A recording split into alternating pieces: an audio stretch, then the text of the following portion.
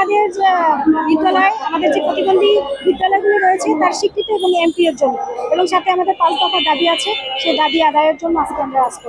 এর আগেও আমরা এখন আমাদের 23তম অবস্থান কর্মসূচি চলছে। এর আগেও 22তম কর্মসূচিতে আমরা এসেছিলাম।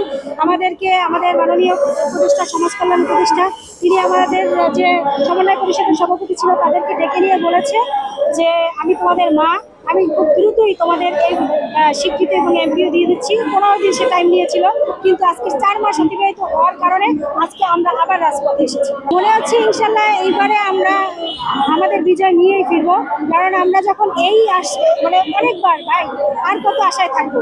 এখন এই শেষ সময়, এখন আমাদের দেয়ালে পিঠ থেকে গেছে, তাই আমরা আবার অবস্থান কর্মসূচি করেছি এবং ইনশাল্লাহ আমরা এবার প্রজ্ঞাপন হাতে নিয়েই ঘরে করবো। তাতে আমাদের যত কঠোর হতে হবে আমরা সেটাই করবো।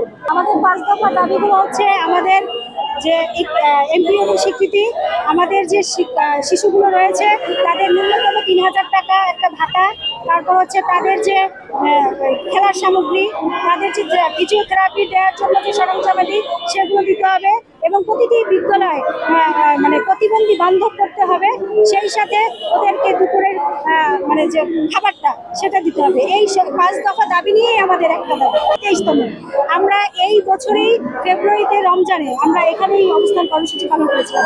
এই মানে আমরা জুলাই তো লাস্ট আমরা অবস্থান কর্মসূচি পালন করে গেছি।